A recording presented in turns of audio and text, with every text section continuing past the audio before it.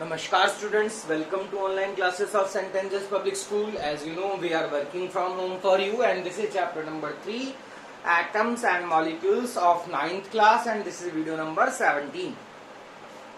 तो last video में हमने मॉलिक्यूलर मास डिस्कस किया था, आज हम पढ़ेंगे फॉर्मूला यूनिट मास। तो डेफिनेशन देखिए क्या है, डेफिनेशन सेम है, it is defined as sum of atomic masses of all the atoms present in formula unit of an ionic compound, formula unit of a ionic compound। ठीक है, definition जो है वो सेम है मॉलिक्यूलर मास की तरह, बस यहां जो ये यूज किया गया है वो है आयनिक कंपाउंड। मींस डेफिनेशन आपके सामने है, it is defined as sum of atomic masses of all the atoms present in formula unit of an ionic compound. किसी भी आयनिक कंपाउंड की फॉर्मूला यूनिट में जितने भी एटम्स प्रेजेंट हैं उन सब के एटॉमिक मासेस का जो सम होगा, उनके सभी के एटॉमिक मासेस का जो जोड़ होगा, उसका जो सम आएगा वो फॉर्मूला यूनिट मास कहलाता है। देखिए मॉलिक्यूलर मास की भी डेफिनेशन यही थी, बट डिफरेंस क्या है कि फॉर्मूला यूनिट मास जो है only used for ionic compound, only used for ionic compound। ठीक है, only used for ionic compounds, formula unit mass। ठीक है, अब ये आयनिक कंपाउंड्स क्या होते हैं ये आपको समझना पड़ेगा, फिर आपको ये बात समझ आएगी।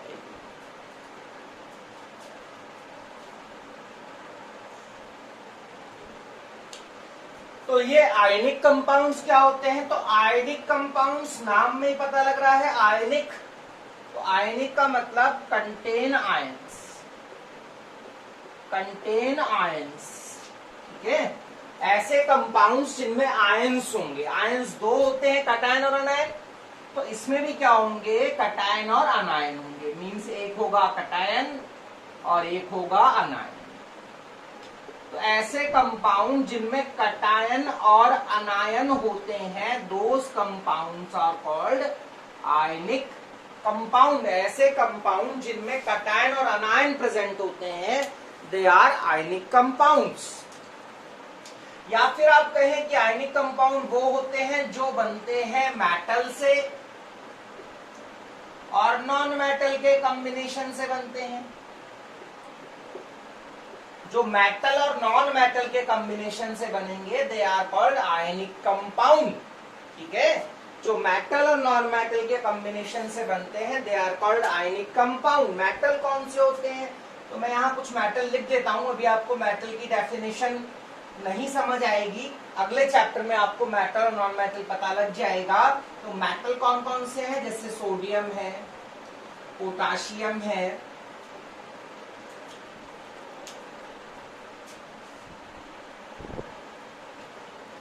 जैसे सोडियम है, पोटाशियम है, कैल्शियम है, मैग्नीशियम है, आपका एल्यूमिनियम है।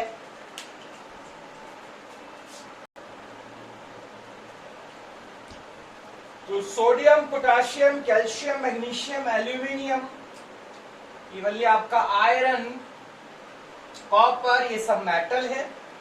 और नॉन मेटल आपका chlorine, bromine, fluorine, iodine, nitrogen, oxygen, sulphur, ये सब नॉन मेटल्स हैं। और अगर आपको ऐसा इनका और इनका कॉम्बिनेशन कहीं पर दिख जाता है और जुड़े हुए हैं, तो वो सब क्या होंगे, आयनिक कंपाउंड होंगे। ठीक है, बाकी आयनिक कंपाउंड की डेफिनेशन आपको कुछ आगे की क्लासों में और नेक्स्ट चैप्टर में आपको थोड़ा समझ आ जाएगा, बाकी अभी यहाँ पर मैं नहीं समझा सकता हूँ आपको। बाकी थोड़ी देर के लिए आप समझ लीजिए कि अगर मेटल नॉन मेटल का कॉम्बिनेशन होकर कोई कंपाउंड बन रहा है तो वो कहलाएगा आयनिक कंपाउंड, और उसके अंदर आयंस होंगे। वहां मेटल जो होगा वो कटायन की फॉर्म में होगा और जो नॉन मेटल होगा वो हमारा अनायन की फॉर्म में होगा।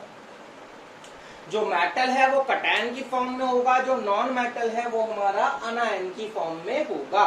तो अब कौन कौन से कंपाउंड आयनिक कंपाउंड है, तो मैं यहाँ लिख सकता हूं, जैसे मैं लिखूं NaCl एक आयनिक कंपाउंड है, KCl एक आयनिक कंपाउंड है, ZnCl2 आयनिक कंपाउंड है, PbCl2 आयनिक कंपाउंड है ना। आपका NaF आयनिक कंपाउंड है, NaI एक आयनिक कंपाउंड है ना। CaCl2 एक आयनिक कंपाउंड है, MgCl2 एक आयनिक कंपाउंड है। ठीक है जी, आप नाम पता ही है आपको, calcium chloride, magnesium chloride, sodium fluoride, sodium iodide, sodium chloride, potassium chloride, zinc chloride, है ना। और भी लिख सकते हैं, जैसे मैंने लिखा PbO एक आयनिक कंपाउंड होगा, मैं यहाँ लिख देता हूँ साइड में। Na2O एक आयनिक कंपाउंड होगा, K2O एक आयनिक कंपाउंड होगा, Al2O3 एक आयनिक कंपाउंड होगा। ऐसे करके बहुत सारे आयनिक कंपाउंड्स लिख सकते हैं, और सभी में आप देख सकते हैं सभी के अंदर मेटल है, नॉन मेटल है, मेटल है, नॉन मेटल है, मेटल है, नॉन मेटल है, मेटल है, नॉन मेटल है, metal, non metal, metal, non metal, metal, non metal. यानी मेटल और नॉन मेटल के कॉम्बिनेशन से जो भी एलिमेंट्स बनेंगे वो एलिमेंट्स होंगे आयनिक कंपाउंड, उनमें होंगे आयंस। आयन का जो मेटल होगा वो कटायन की फॉर्म में होगा, जो नॉन मेटल होगा वो अनायन की फॉर्म में आयनिक कंपाउंड्स में होगा।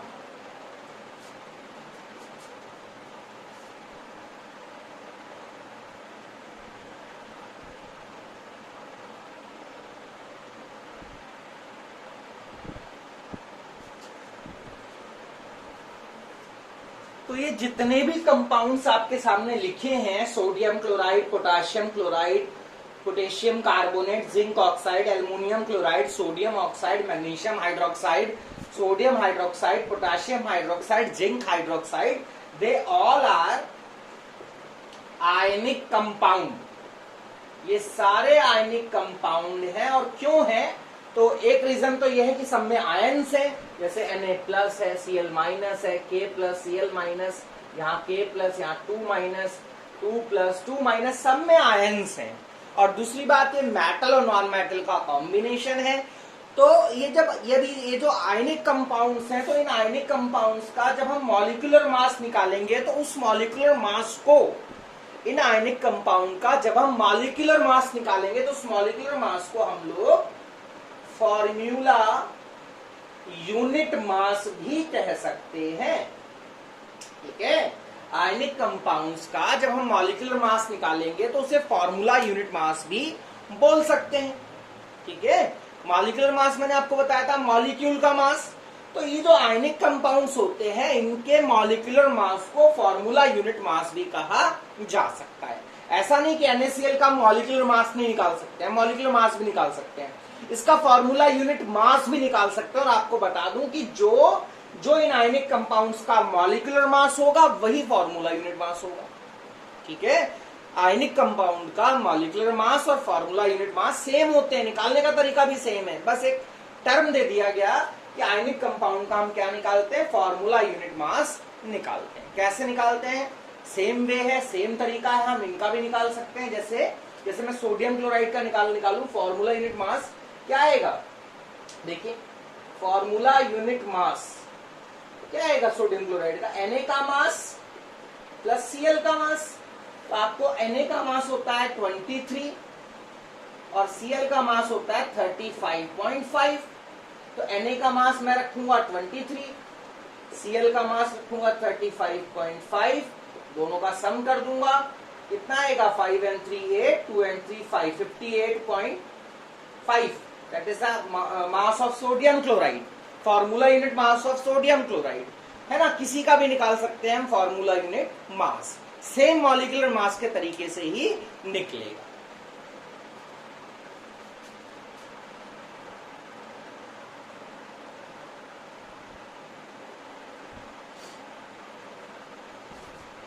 अब सपोज हमको फॉर्मूला यूनिट मास निकालना है K2CO3, तो K का मास गिवन होगा, C का गिवन होगा, O का गिवन होगा। तो फॉर्मूला यूनिट मास क्या आएगा K2CO3 का, तो ये आएगा 2K का मास प्लस 1C का मास प्लस 3O का मास। तो K का मास 39, C का मास 12, O का मास 16। तो it will be 9 2 18, 2 3 6 78 plus 12 and 48. So it will be 8 and 2 10, 10 and 8 18, 4 and 1 5, 5 and 7 12 and 1 13 138 U is the formula unit mass of K2CO3। K2CO3 का formula unit मास आएगा 138 U। इसी तरीके से हम ZNO का भी निकाल सकते हैं। मान लीजिए हमको बोलता है कि ZNO का फॉर्मूला यूनिट मास निकालिए।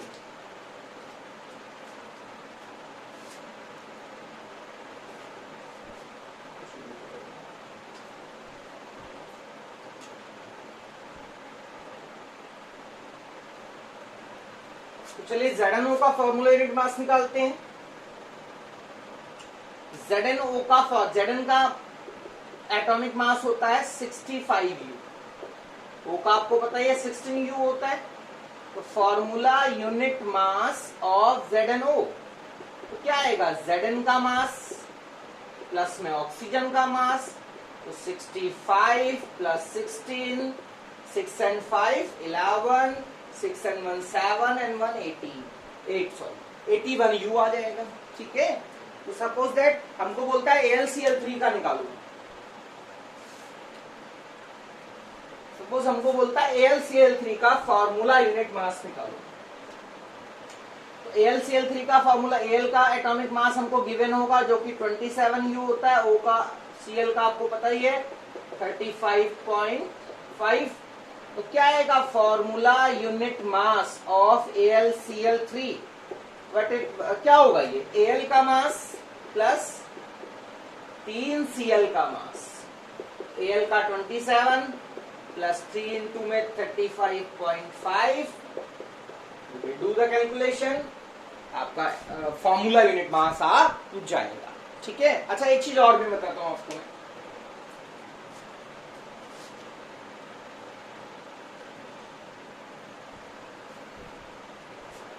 तो देखिए क्या है, अगर हमको बोलता है formula unit mass of NaCl, formula unit mass of NaCl निकालना, तो आप क्या निकालोगे, Na का मास प्लस Cl का मास।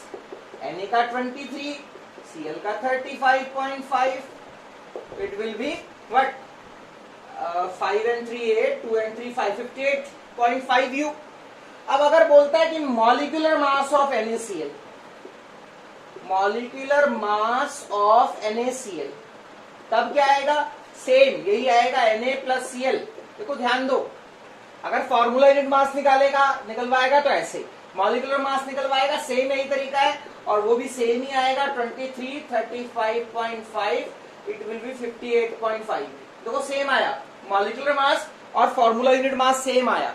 ठीक है, बात समझ रहे ना। मतलब आयनिक कंपाउंड का मॉलिक्यूलर मास भी निकलवा सकता है और फॉर्मूला यूनिट मास भी निकलवा सकता है हमसे।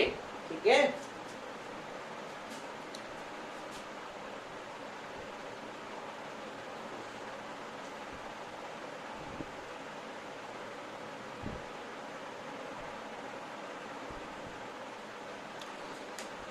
अब आपको बोलने लग जाए कि वाटर का फॉर्मूला यूनिट मास निकालो, वाटर का फॉर्मूला यूनिट मास कैलकुलेट करो,